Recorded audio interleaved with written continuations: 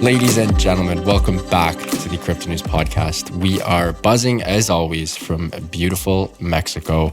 And our guest, Sasha Tityanko, is buzzing in the one and only crypto hub of the world, Dubai. Time for the intro. Sasha currently serves as the Deputy CEO and Art Director at Sensorium. With over 15 years of experience in the international entertainment industry, Sasha is behind the virtual creations and product marketing campaigns of Sensorium Galaxy, a next-gen social metaverse developed in collaboration with the world's top artists, producers, and media partners. Super pumped to get into this. Sasha, welcome to the show. Hi, Matt. Lovely to have this chat with you today, and hola. Thank you. I appreciate it. I love the Spanish as well. How's Dubai treating you? Also, the office looks beautiful. Thank you. Yeah, it's actually brand new office in Dubai, and it's actually a very beautiful building by Zaha Hadid called the Opus Tower. So it's beautiful on the outside, and we are making it beautiful on the inside too, hopefully, with what we create for Sensorium. I love that. So as someone who is not artistic at all, and myself, I feel like in life, you're either sort of an athlete or an artist. Very few people are both. Fortunately or unfortunately, depending on how you like to look at it, I was blessed by my parents with some athletic genes, but I have zero artistic genes in me whatsoever. So whenever I get to speak with someone like yourself, who is incredibly talented in all aspects of art, I love to sort of get inside that noggin of yours and see how you view the world, because I literally could not even fathom putting my feet in your shoes. It's just nonsensical for me. I don't have it in me. I don't have the fibers. Walk me through sort of your history in art. How did you get into it? What makes you tick in the art world? Yeah, thank you for this introduction, but I'm sure you do love music, Maybe you will let know which one you like. But right now, I've been working with things centered around music and about artists most of my life. Let's say in different genres, and in Sensorium Galaxy now within this project. At this stage now we are currently focusing on electronic music, which also is a great source of inspiration. To us, it's also very technological, just due to its, the nature of how it's born. And as you know, for this particular project, we've got into collaborations with some of the most outstanding musicians of today in the field of electronic music. From David Guetta to Carl Cox or Jean-Michel Jarre, who is considered to be the godfather of electronic music, from Black Coffee to such exceptional artists. There's Charlotte DeWitt or Nina Kravitz, and we are super excited. Eric Priest, we're super excited to have them as our collaborators for this very new pathway and this very new experience that we are creating together with them for the metaverse, for the VR version of their shows, for the multidimensional performances, I would say. So walk me through what exactly happens in your metaverse. Now there's, dozens, if not hundreds of metaverses out there right now, but the angle that you guys give, just like you talked about, is the very unique VR focused sort of digital entertainment angle, where someone like David Guetta, one of the most famous sort of, EDM DJs of all time, can throw a concert and you can literally be there, throw your goggles on. You are either backstage or beside him or in the crowd, walking through that whole process. And what is it like on the consumer side and on the artist side of things? Sure. So Sensorium Galaxy is a metaverse that is an inhabited metaverse that is filled with AI-controlled virtual characters. So based on cutting-edge conversational AI and other AI-based capabilities, these avatars represent one of the major advancements of the project. Entertainment is a part of this metaverse, which we feel with performances of both real-life artists and virtual artists, whom we also do create within Sensorium Galaxy. The process for the real life artist and for the virtual artist is a bit different because the real life one needs to have his avatar created, and we go for creating AAA quality avatars based on the most advanced technologies of the motion capture, being able to catch every slightest glimpse and every specific movement of the artist. And to transfer all of this data, to attach it to the artist's avatar and to transfer it into the virtual environment in which the artist performs within Sensorium Galaxy, to create those environments and to fill it with experiences, to fill it with what we call the out of this world shows, where the rules of gravity and many other Earth-like features that just do not apply, and you can basically create a show which is not possible to be built in real life. For that, we do the scans of the artists. We do the motion capture sessions with them. As I mentioned, we transfer all this data and attach it to the state-of-art avatars. And then together with the artists, we are creating their shows, which is built on very many layers. And then we invite over both our virtual beings that inherit our metaverse, in any case, which are AI-driven, and of course the real users of the platform, which is cross-platform. So you can, from the user standpoint, you can either enter it with a VR equipment to have what I would say the most immersive and the most profound experience with the opportunities that VR provides. But Sensorium Galaxy shows are also available cross-platform. You can watch it in our mobile app. You can watch it on our YouTube channel, on our metaverse streaming channel, on our product, on our website. So it's available, I would say, from any device to you. Available everywhere. So Sasha, I'm so curious, how did you and the team come up with this concept? Because this is not just a one-stop shop. You guys are doing a whole lot, baked within a bunch of different products inside of, the Sensorium Galaxy. What was the sort of inception process? Was that an idea at a beach club in Dubai, which then turned into the magic that is Sensorium today? How did the whole Galaxy metaverse team partnerships, how did this all get formed? Well, from the point of view of getting together with the artists and talking about that side of things, this side of the Sensorium team also comes from the entertainment background. We have all, such as myself, we've been working around music and artists most of our life, and this is our passion, I would say. This is something that we worship and will be excited about forever.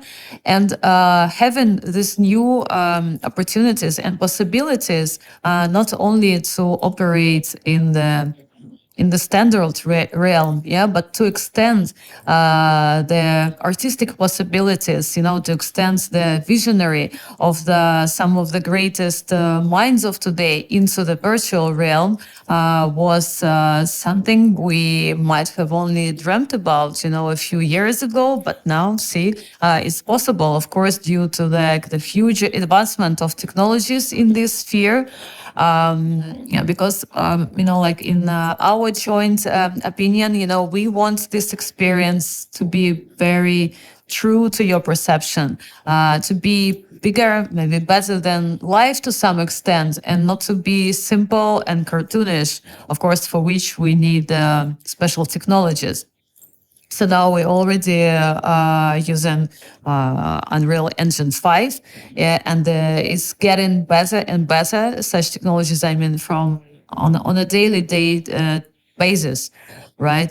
Then we got to use the motion capture. So like you can have your digital alter ego moving exactly just like you, being your really virtual doppelganger.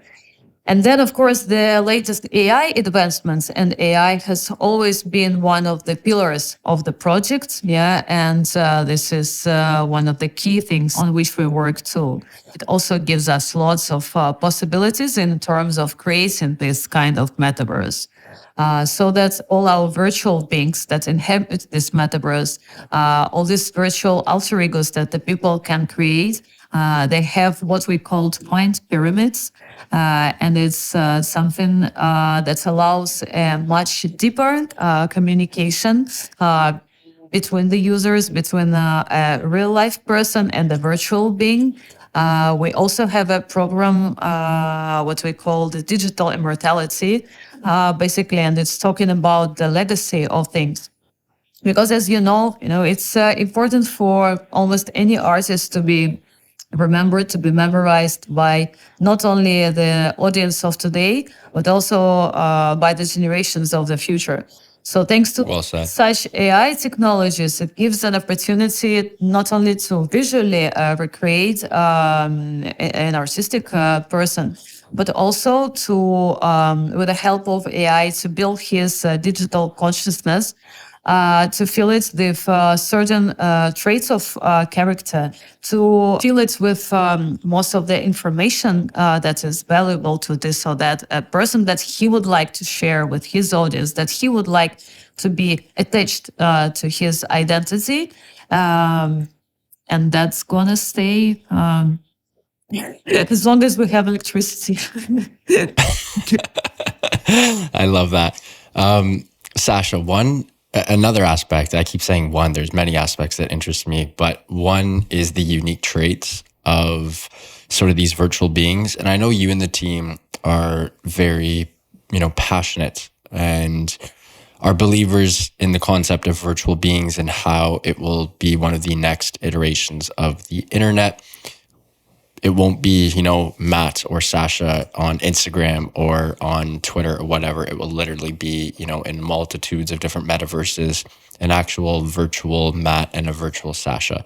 What does the next step of this look like? How far away are we from this happening? Like, could you see this happening in 2 years where, we'll be browsing the internet through a pair of VR goggles, whether it's, the Apple glasses that are supposed to come out. I know that's more AR, but still something like that with our virtual being. Walk me through this and how far away are we from this actually coming to fruition? Well, I think that, of course, such companies like Apple and their launch, which we are all waiting for, will also drive a lot to the mass adoption of such new technologies, including VR and AR too.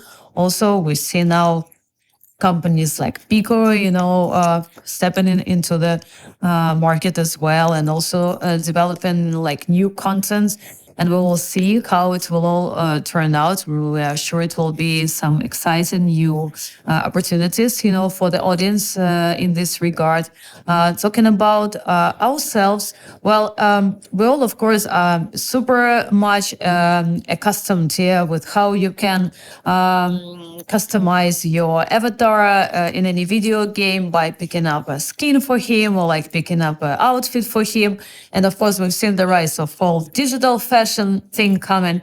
Of course, we do care about that. So we create the virtual fashion collections for our avatars with some great 3D artists such as Jason Ibrea, an Australian 3D artist with whom we already created 2 generations of the avatars for Sensorium. And that's one part of this thing. But also what's seen to us like a deep component is that we can customize our avatars in terms of their consciousness and in terms of their soul, if we can refer to them like this. We do it through something that we call the mind pyramid, like I mentioned. And simply put, this is a configurator that allows you to create a virtual being with a unique biography, which can be the same as yours, or it can be different. So you can reinvent yourself, or you can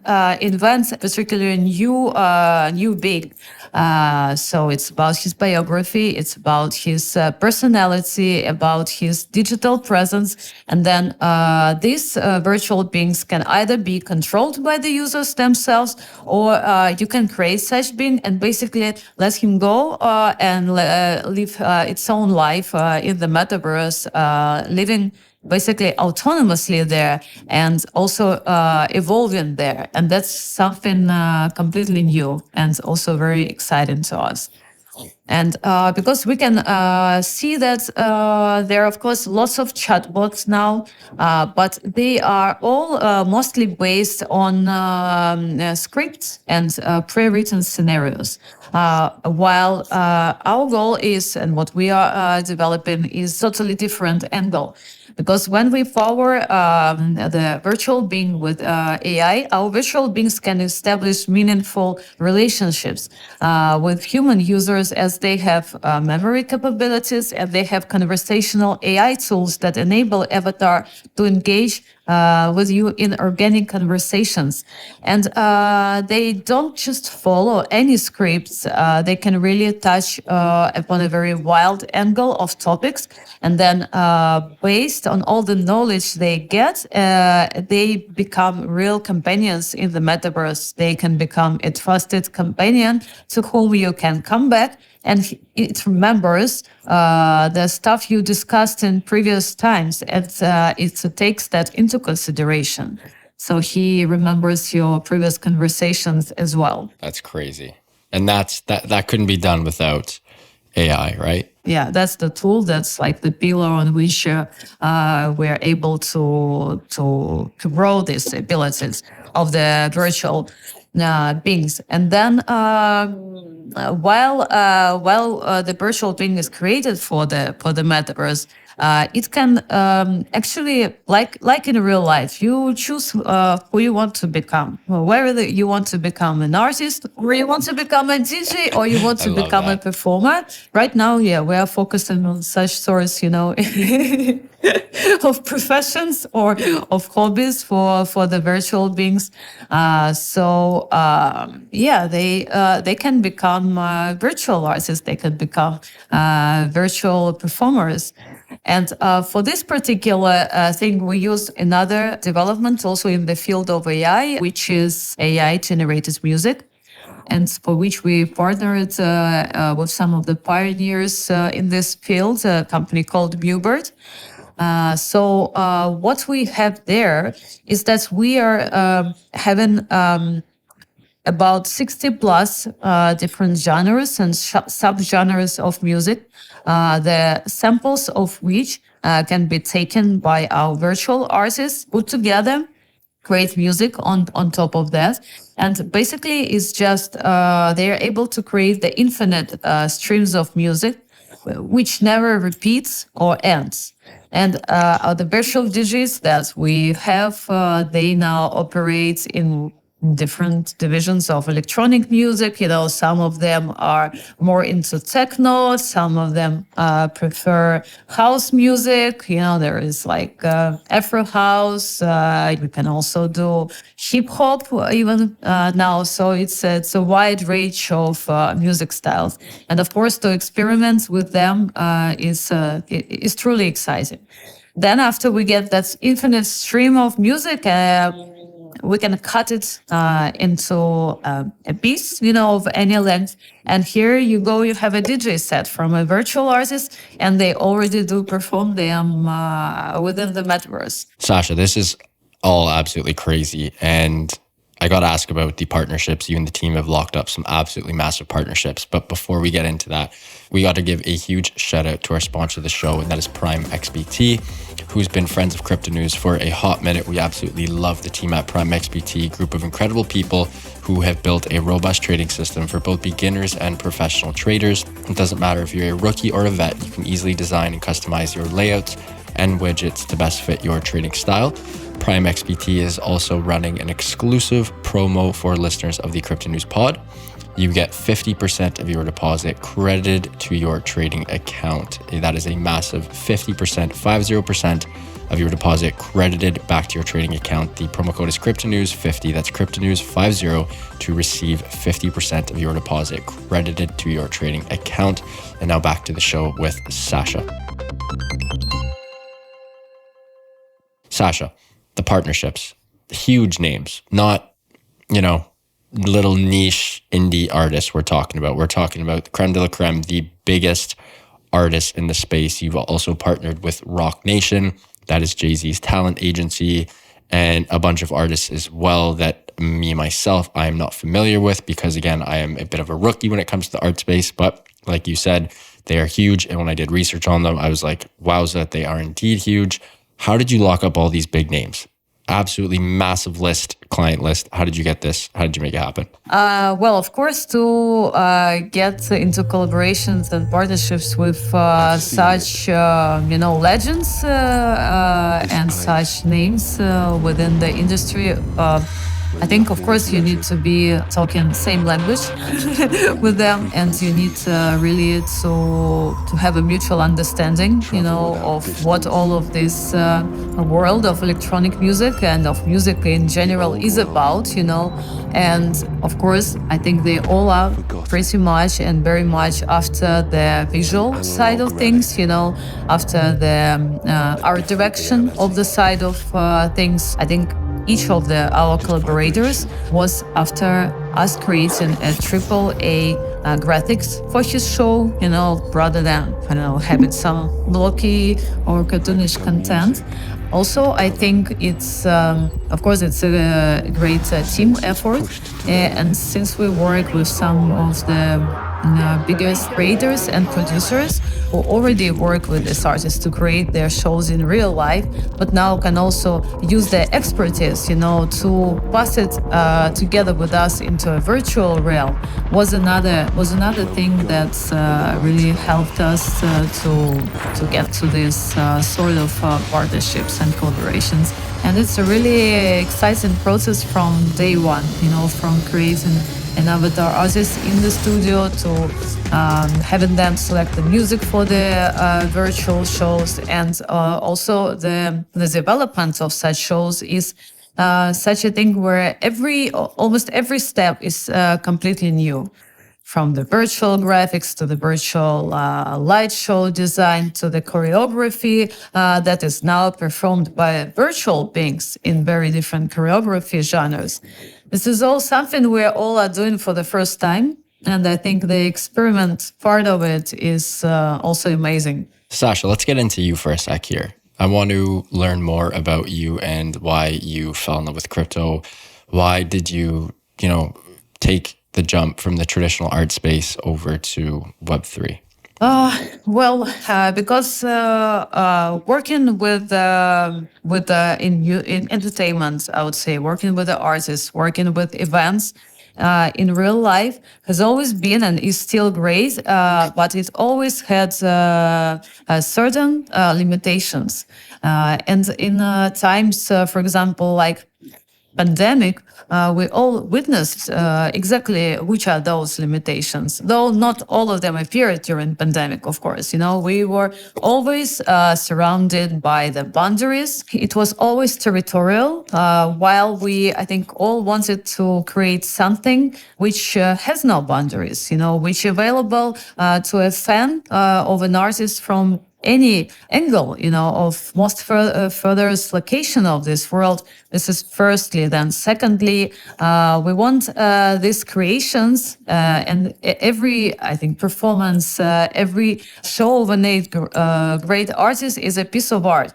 So we wanted to be available to everybody who is a fan, not dependent on his social status, on his financial abilities as well, because we think that the metaverse and in virtual shows, they do present much more democratic way for a fan to enter it, to have his personalized experience, to become closer to the artist that he loves, even though he would maybe never or not very often would be able to afford it in real life. And that's what the virtual realms allows us to do. So we see it just as a new medium, not it's not going to replace it. Yeah, not a competitor, a new extension right. of our life. So what do you say to your, some of your peers and well-respected artists who trash Web3? And like, again, I understand some of the... Ours don't.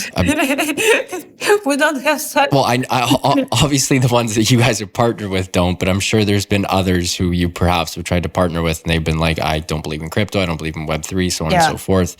How do you handle their objections? Do you... what do those conversations sound like?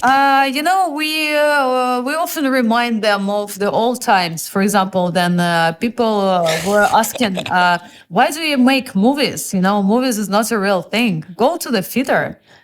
Don't make movies. What is this? This is just that's not correct, And in general, if this is an evolution, and this is a part of the evolution, to evaluate it is one thing, but we cannot stop the process, I would say, and we would always have the pro and cons, and we would always have supporters and the people who will always say it was better in the old times, Right. Without that. So I think that's the angle from which we see it. We have all freedom of choice. You can always do the old school stuff, which we also love, but you can, receive your new opportunities. And in general, all of this metaverse and Web3 thing, it does open new opportunities to the artists, such as, for example, new opportunities were discovered to the artists with the appearance of YouTube. Yeah, and we remember the times when an artist could do almost nothing, without being signed, for example, to a major record label and getting that deal, and you could be like super talented, but it was just a chance, whether you get signed or not. And then we had an era of YouTube discoveries, and we might be expecting an era of metaverse discoveries now, both from like the real life artists or virtual artists, or it can be hybrid formats as well, because now with some of the projects that we work now, such as Swara, for example, it's a virtual incognito artist with whom we are working on creating his show for Sensorium Galaxy. We don't even know for sure who stands behind that project. How many? Is it like many people? Is one person? They call it a virtual collective act. And to which extent it's digital, to which extent it's human is unknown and uncertain.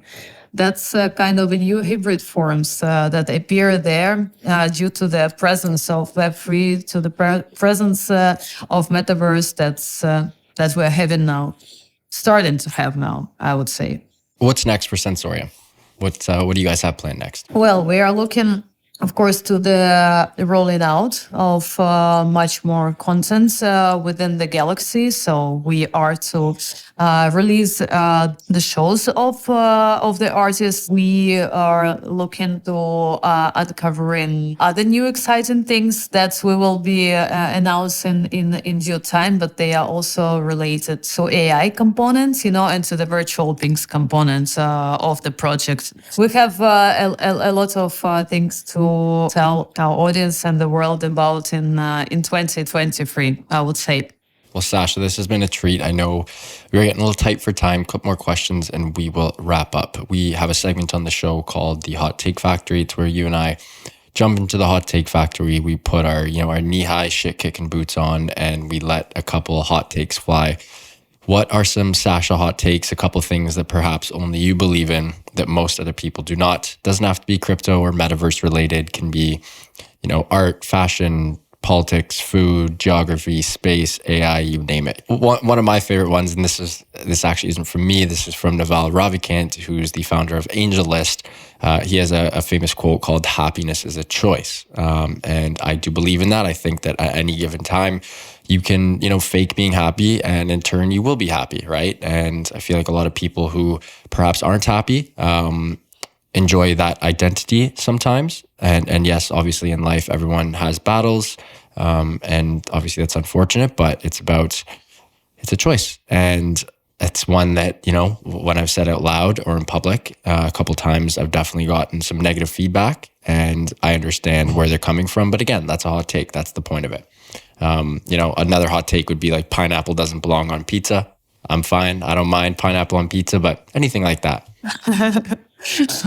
Okay, interesting. I can share such a thing. Like when I was growing up when I was a child, I had a very strange idea that we all live in a dream, that I live in a dream, but not like in a dream, like I have a dream by Martin Luther King, but I am actually sleeping. And when I wake up to a different reality where I will, for example, be also a girl, but of a bit different age with a bit different parents, not because like it was my life would be better or worse. It's just what I had this concept of a parallel life in my childhood for I don't know for which reason, and now I think whether it was just a childish thing or whether I was feeling something, that's true, that's what's happening.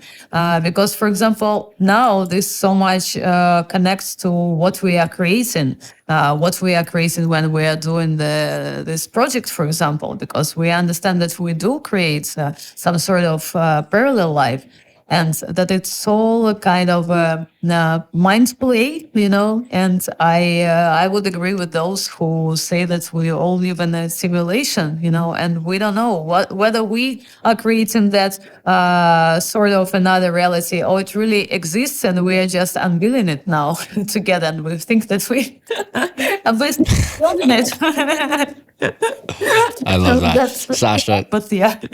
That's great. Thank you so much for coming on. Really appreciate it. This was a lot of fun, and I learned a ton, and I definitely have some work to do. I have some homework. I need to do a bit more research on the concept of virtual beings and how it can really shape sort of the next iteration of the internet.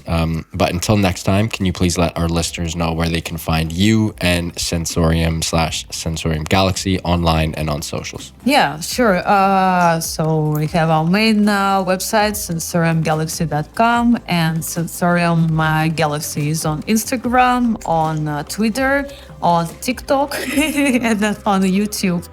So yeah, that's where you can follow us, stay updated, stay tuned. We have lots of exciting new sneak peeks from the metaverse, new streamings from the metaverse coming up. So we'll be waiting for you there.